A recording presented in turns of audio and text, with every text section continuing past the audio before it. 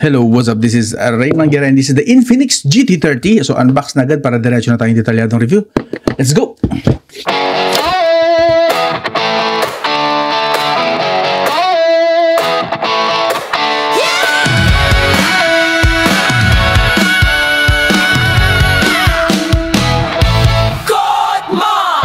So this is the Infinix GT30. Uy, ay maganda. Parang slightly different siya dun sa GT30 Pro, no? So this GT30 similar din naman ang design technically, but this color ngayon ko lang siya nakita. Parang napakaangas lang, ano? Ang ganda ng ano niya, oh. Ang ganda ng design niya kapag naiilawan. May pagka-mecha or cyberpunk, no? Solid. So bago tayo mag-start, since pupunta na rin naman tayo ng detalyadong review, ito po ang kanyang specs. This is running on Android 15, that's XOS 15, MediaTek 7400 po ang kanyang chipset, that's MediaTek 7400 5G, up to 2.6 GHz na clock speed at 4 nanometer. GPU po nito is ARM Mali G615, that's dual core, pero ang taas po ng clock speed, 1.3 GHz na dual core po na GPU. Meron din po siyang AI chip, that's NPU 655, and this variant is 8GB, 256GB storage, that's LPDDR5X and UFS 2.2. Alright, now pause nyo na lang yung video kung gusto nyo pang basahin. Ako'y magtutur na ng konti.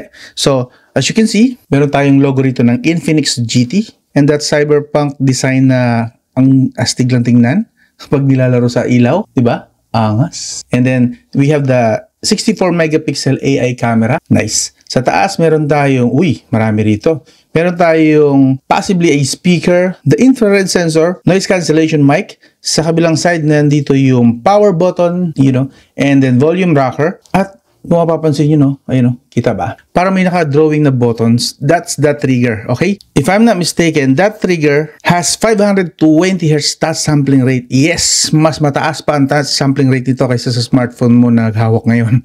520 Hz touch sampling rate po yan. That's the trigger. So, pwede siyang gamitin for buttons or probably you can customize this for other purposes din siguro. And then, siyempre sa kabila, wala po nakalagay rito. And then sa ilalim, meron po tayo rito.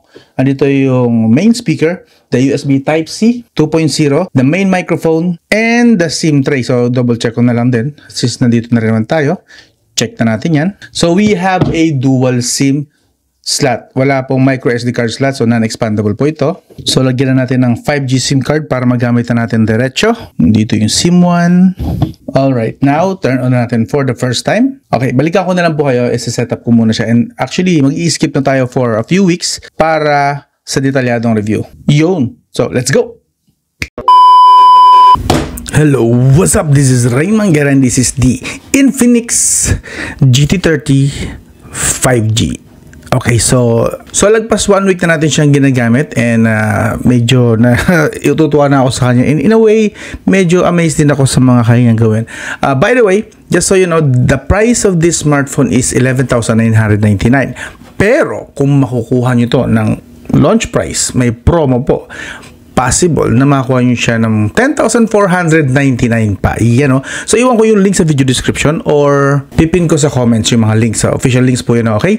So, anyway, pag-uusapan mo natin kung sulit ba talaga itong si Infinix GT30 5G. Okay, unang-una, of course, performance na agad.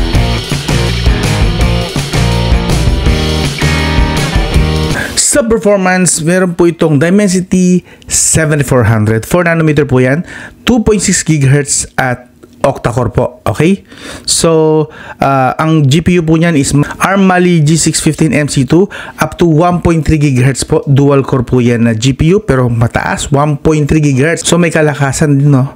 Sa AnTuTu score naman, papakita ko lang sa inyo saglit. Yung pinakahuling AnTuTu test ko sa kanya is umabot ng 1 million. Yes, not bad. Pero yung pinakaunang AnTuTu score niya is nasa 900,000 lang. Ipapakita ko na rin sa inyo for context.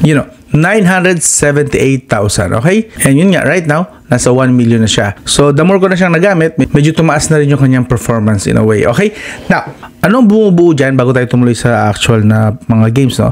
362,000 sa CPU, 191,000 naman sa GPU, and the rest, ito po yan, okay? Now, tinest ko rin po pala ang kanyang UFS, just to be sure, this is confirmed UFS 2.2, evaluated na po yan and tested, confirm siya. Now, sa mismong games, tinest natin siya sa Mobile Legends, sinet natin sa ultra FPS and low graphics, nakakuha tayo ng 115 to 120 FPS at ang temperature 42 degrees Celsius lang sa 30 degrees Celsius na room temperature. Nice one, di ba? Hindi nag-overheat. Pwede.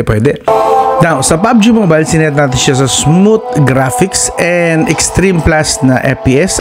Dito naman sa PUBG, nakakuha tayo ng 90 FPS. Stable po yan. As you can see, running. Pero stable tayo sa 90 FPS. See that? Of course, naka-open ang performance mode as it should be dahil gaming ito. As for the temperature, naglalaro lang sa 40. Check na natin yung likod. 40 lang talaga. 40 degrees Celsius. Not bad. Okay?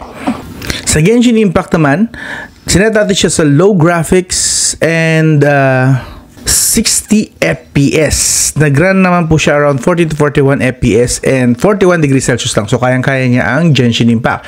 Now, sa Call of Duty Mobile naman, sinet natin siya sa ultra FPS and low graphics. In fairness, stable siya around 85 to 90 FPS at 42 degrees Celsius lang din. Okay? Please note na meron po siyang dedicated gaming mode just in case na hindi nyo napansin, kanina ko pa siya in-open. And from here, makikita natin yung mga features. Actually, maraming features dito na matutuwa kayo. Alright. So, meron tayong GT trigger. Itong nakikita nyo na may naka-drawing or may naka-print na parang pindutan sa gilid niya. Those are actually buttons na napaka-sensitive po. Yung buttons po na yan, yung GT triggers na yan, malapitan niya, nakikita niyo yan. Ang sensitivity po niyan ay sumaabot ng hanggang 520 Hz touch sampling rate. So yes, malamang masensitive pa to sa mga touchscreen nyo dyan na budget smartphones.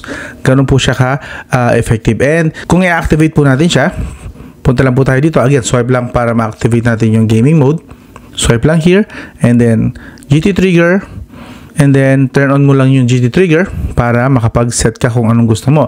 Now, you can add strategy kung wala ka pang nasi-setup. Ako may nasi-setup na ako for ML.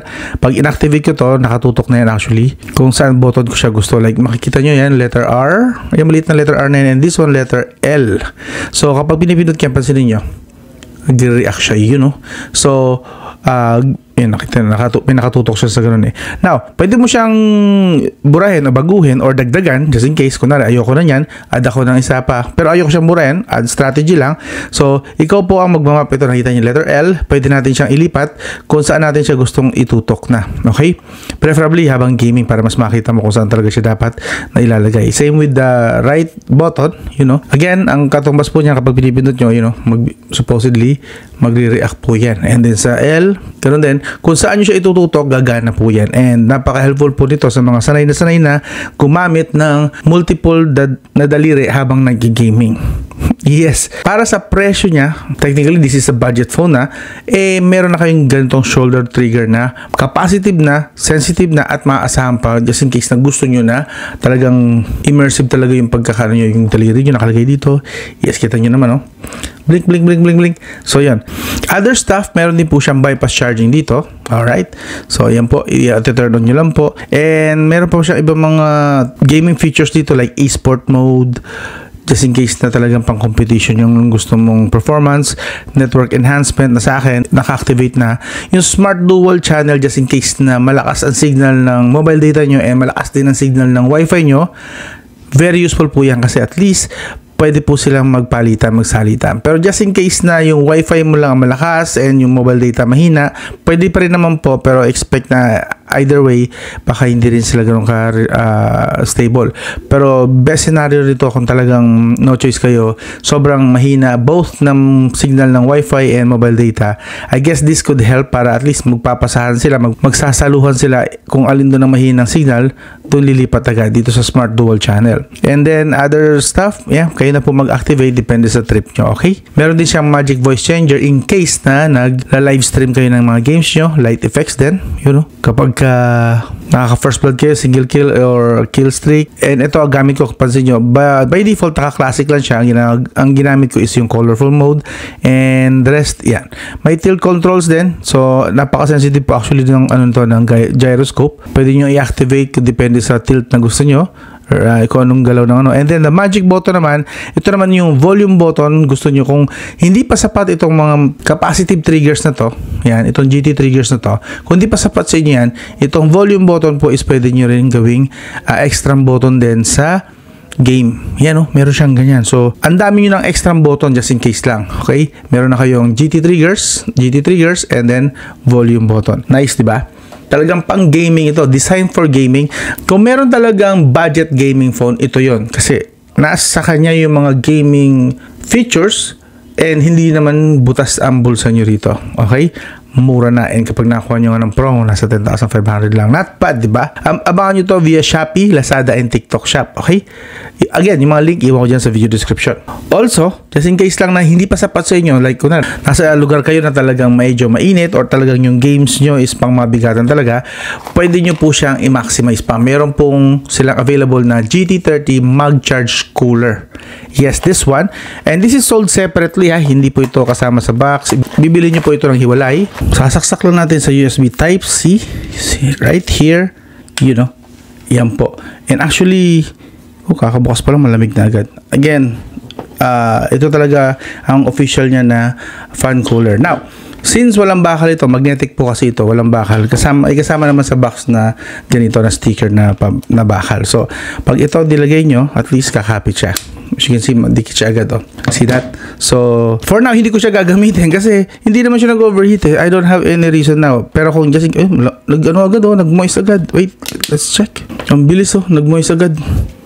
Ang lamig agad. Check natin, anong temperature. Ang bilis siya lumamig. Again, I don't have any reason.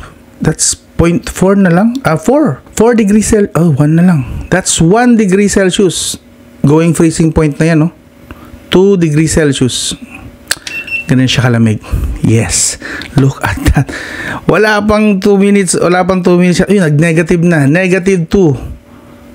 Nag-negative 2. This is freezing point na yata. Freezing point na nga. Nagtutubig na papunta na nga siya sa freeze. Ang solid naman ito. 0 and then negative. Negative 1. Solid. Ganun po siya kalamig. So, again, I have no reason na gamitin pa ito right now. But, kasi hindi naman siya nag-iinit for some reason. Dahil siguro hindi naman ganun ka-heavy pa yung mga ginagawa ko. Kung pang matagalan talagang laro, like, balak yung gamitin na maghapon, I guess, best to use this. Gamitin nyo to. Napaka-solid. Siguro gawan ko ito ng separate video na ita-testing natin ang actual para mas makita nyo, mas ma-appreciate nyo. Okay? Pero right now, like I said, this is sold separately. This is the GT30 Mag Charge Cooler. Alright. Okay, this is sold separately, ha. Bibilin po yan ng hiwalay. Now, para naman sa rating ng performance, bibigyan ko ito ng 8 out of 10. Binabangga ko na po yan sa price tag niya ngayon, ha. Especially kung makukuha mo to ng naka-promo. Solid to. 8 out of 10, malinis yan. Para dito. Again, sa performance po yan. Now, lipat tayo sa battery.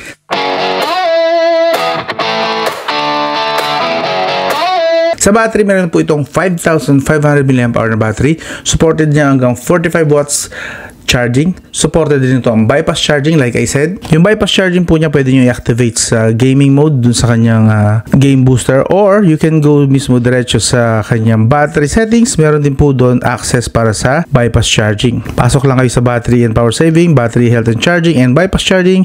Voila! You see? Meron po. So, meron pa siya ibang mga features like pwede mong i-set yung charging speed. Gusto mo slow charger lang or smart charging, siya magde-decide kung kailan siya magiging mabilis.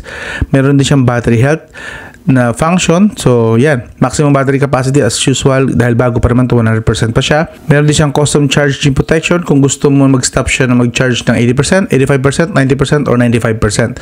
Okay? Sa ngayon, hindi pa yan kailangan kasi brand new pa naman to. Siguro after 6 months to 1 year pa, magandang i-activate yan. Meron din siyang reverse wired charging. And, yun lang. Current mode, equilibrium, just in case na gusto mo siyang gamitin sa pangmatagalan talaga, is pwede po battery saver and ultra power saver. And speaking of battery, since nandito pa rin naman tayo, alam nyo ba sa PC Mark nito, I guess this is, again, pangalawa na yata ito ngayon na isa sa may pinakamagandang performance ng battery.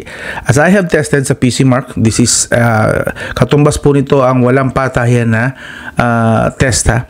sa half brightness, half volume muna tayo with internet. Nakaabot siya ng umatikabong 14 hours, 19 minutes. Natulog na ako at nagising, meron pa rin siya, nagra-run pa rin siya ng mga test. Ganon po katagal at ganon kahaba yung kanyang battery life. That's half brightness, half volume with internet. Sa full brightness naman, 7 hours and 49 minutes, almost 8 hours na rin. Full brightness, full volume with internet din po yan. So, may kakunatan po itong si Infinix GT30. Tapos may ganon pa siya mga features. And sa 45 watts po niya na charger, kaya niya po i-full charge ito ng 20% to 100% in around 45 minutes, minsan 50 minutes, pero that's actually goods na kasi 45 watts naman. So, bibigyan ko ito ng rating na 8 out of 10 din sa battery. Good job, good job. Ang ganda ng optimization nito. I guess this is what they call an XOS GT version. Pero in fairness naman din, share ko lang sa inyo, ginamit ko to sa outing namin and I was expecting na malulobat to agad. The next day, pagkagising ko, meron pa siyang around 30%. Solid. Nilaspag ko to, picture, video doon. Ang hina pa ng signal doon, pero siya, maganda pa rin ang signal. Anyway, mamaya pag-usapan natin yung about tungkol sa signal, ha?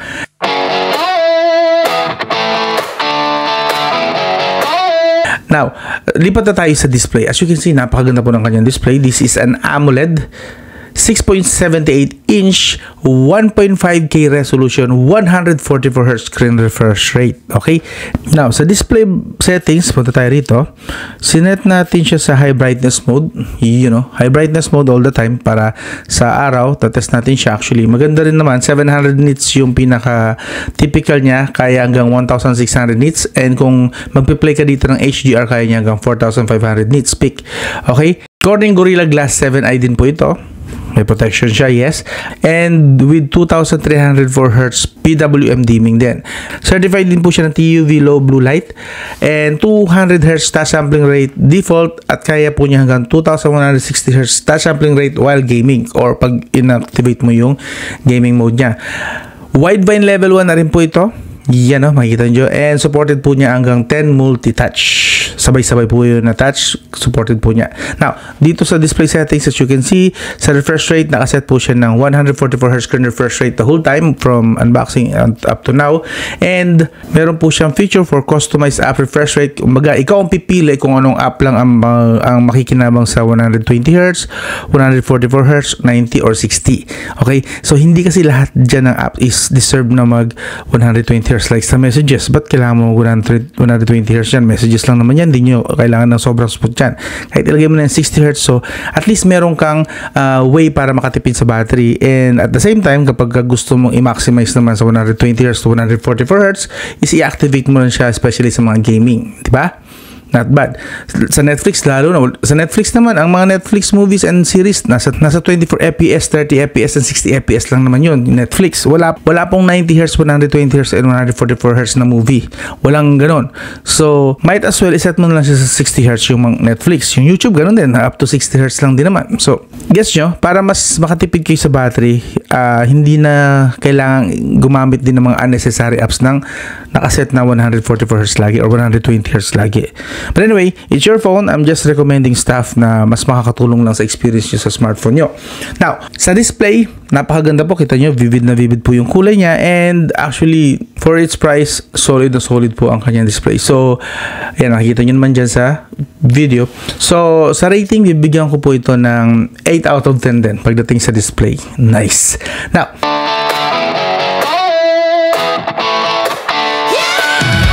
sa camera, this has 64 megapixel f1.8 wide po and 8 megapixel naman na f2.2 ultra wide. Kaya po nito mag-video record ng 4K at 30 fps. Sa front naman may camera siya na 13 megapixel f2.2 wide din po yan, front camera. And nakakapag-record din po siya ng 4K at 30 fps. Now, sa video recording, ito yung sample.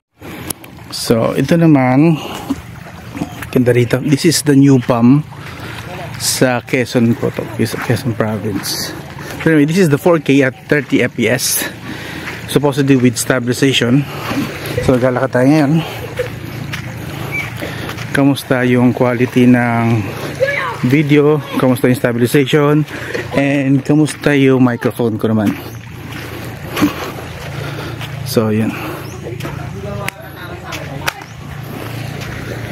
Tamang ikot lang dito. Stabilize po. Kung anong stabilize, no? Not the smoothest, of course. Remember, nasa 12K lang to. And pag nakuha nyo pa ng launch price or sa ano, sa discarding malupit na promo, baka makuha nyo pa to ng 11K or 10K. 4K at 30 FPS. Nasa hagdan tayo. Kamusta naman? Mukhang namang stable from here. Not the most stabilized, not flagship level stabilized, pero very stabilized na to and very usable. Pero may 12K ka lang, pwede na. Hi Luvi. Ganda ng mga kubo rito, no?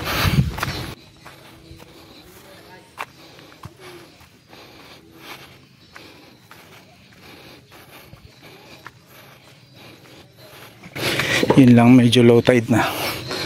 Bukas na lang ulit para makalangoy. So this is the 4K at 30 FPS. This is selfie video camera. Yes, hanggang 4K at 30 FPS.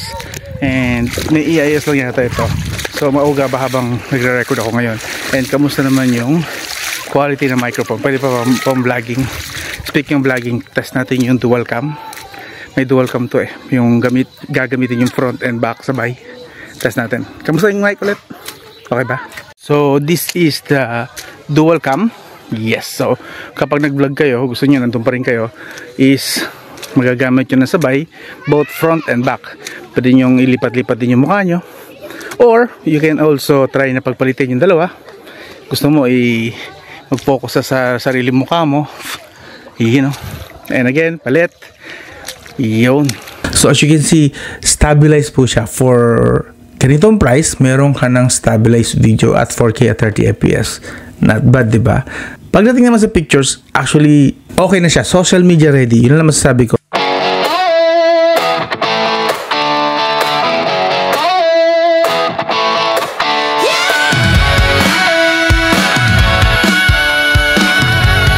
Social media ready na, vibrant naman lang colors, saturated, pero medyo bitin lang sa sharpness overall. Pero again, kung sa Facebook mo lang naman i-upload ito, Messenger, Instagram, is mawawala din naman yung sharpness ng mga yan eh. So I guess pwede na yan for social media ready talaga. And actually, not bad na rin naman para sa akin. Swak na rin yan. Again, we are at 12,000 peso category and possible na mas mababa pa kung promo nakuha nyo, diba? Solid na po ito. So yan, nakita nyo naman, maganda naman most of the shots. Solid ang kulay. Okay? Actually, ang ganda nga eh. Kagandahan ako. So, sa rating, bibigyan ko ito ng 8 out of 10 din sa camera. Uy, consistent, diba? Now, sa audio,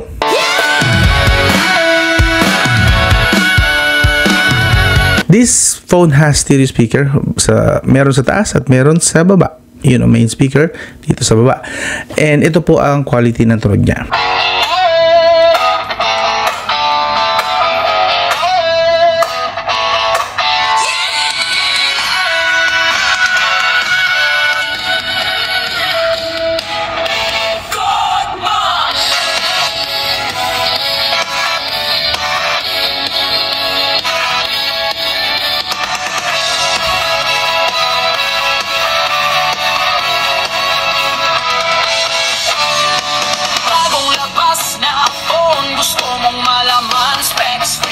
Di ka malilito riyan sa bawat review. Malinaw at totoo, text simplified, di ka na maguguluhan bro. Basta smartphone, kami ang bahala. Kahit budget o flagship, lahat may para. Note ko lang na this is tuned by JBL. Yes. And supported po nito actually kapag punta tayo sound and vibration. Supported nito ang in-ear monitoring. Yes. Solid, diba? Just in case na meron kayong USB Type-C na IEM, mas ma-appreciate nyo siya actually. In terms of loudness, very good po yung loudness niya actually. Malakas para sa isang room. Rinig din to kapag nasa labas kayo. Solid. Basta high bitrate lang yung pinapatugtog nyo. May konting hint ng bass. Pwede na. Solid na rin. And actually overall, bibigyan ko to ng maganda-gandang rating na 7 out of 10. Okay? That's for the audio. Okay? Now, lipat na tayo sa connectivity.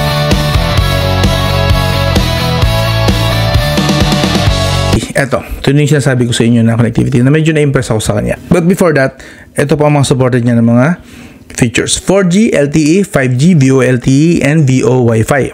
See that? Supported niya ang VoLTE, that's 4G calling, and VO Wi-Fi, that's Wi-Fi calling. Alright! Meron pa siyang 2G, just in case na wala talagang signal doon sa area. At ito naman po ang kanyang speed test sa Wi-Fi. Sa Wi-Fi, hindi ganun ka-impressive kasi 600 to 800 Mbps dito ang Wi-Fi ko. Ang kaya niyan lang masagap is 250 to 300 Mbps at best. Now, sa mobile data na usapan, ibang usapan na.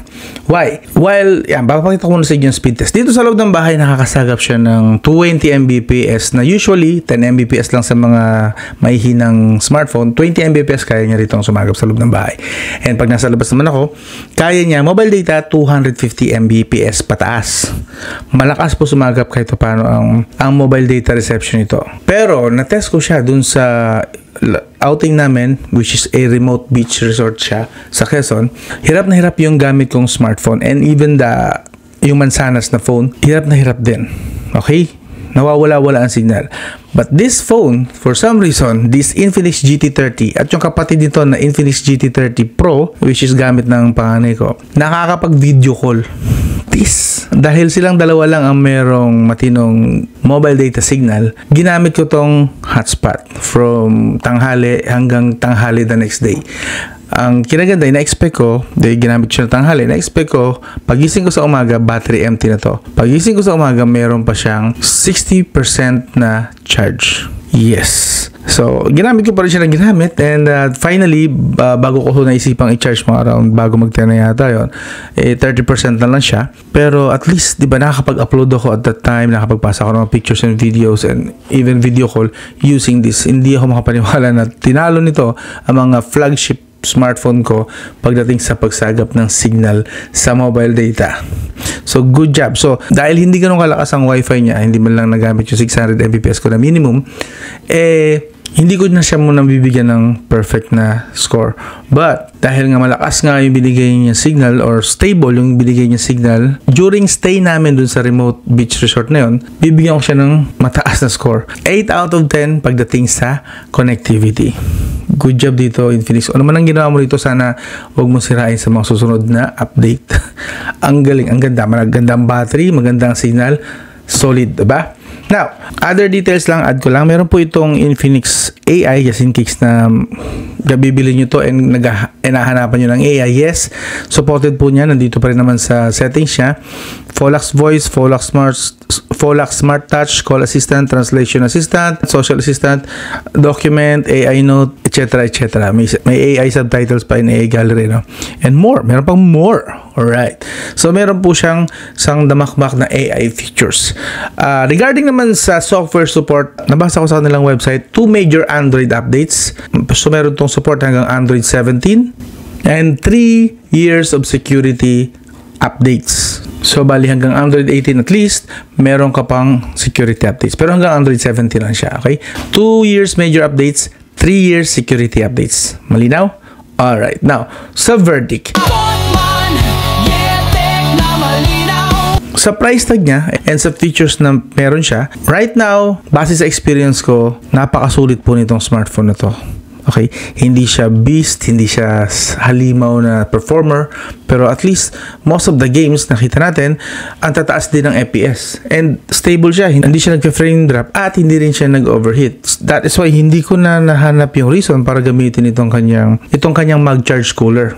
So, tapos nakita nyo naman, wala pang 3 minutes, nag-yellow naman dito. So, solid din to actually. Again, sold separately. So, yes, impressed ako sa kanya. Battery, makunat. Mobile data signal, solid. Display, maganda. Performance, unexpectedly good. Kahit hindi flagship yung chipset niya. And the design, yes, very, very much appreciated. Not to mention na meron siyang GT triggers. Yes, oh, talaga namang pang gaming talaga. So this one probably hindi ko siya ibebenta. I don't find any reason pa na para ibenta siya. Gusto ko siyang pakinabangan. I-keep ko muna siya. Pag-iisipan ko kung kailan ko talaga siya gagawing isa sa mga main phone ko or probably a backup phone. Or gaming phone lang talaga. Pag gusto ko maglaro, ito ang hahablutin ko. Not bad na rin naman. Kasi yung mga larong nilalaro ko naman ay hindi naman nagre-require ng Qualcomm Snapdragon 8 Gen 2 pataas eh. So, swak na sa akin to. Basta nakakaabot siya ng 90 FPS to 120 FPS. Solid na po ito. Okay, si Infinix GT30 5G. Okay, abangan nyo po again yung kanyang mga sale para makuha nyo na mas mura ito just in case na balak nyo talagang bumili nitong smartphone na to. Abangan nyo yung sale. Okay, magiging available ito via Shopee, Lazada, and TikTok Shop. Okay, alright. Now again, yung link iwan ko sa video description or pipin sa comments or probably nandito sa Shopee floating tag na ito. Okay? Baka mas malaki ang discount yan sa Shopee floating tag. Abangan nyo, pag nagkaroon na dyan, ibig sabihin possible na meron siyang malaking discount dyan. Okay? Pero for now, sa Shopee, Lazada, and TikTok nyo muna siya. Abangan. Okay? Anyway, yun lang. Again, this is the Infinix GT30 5G. This is Rain Manguera. You know, I'll talk to you again soon. Bagong labas na phone, gusto mong malaman specs, features, presyo, di ka malilito riyan. Sa bawat review, malinaw at totoo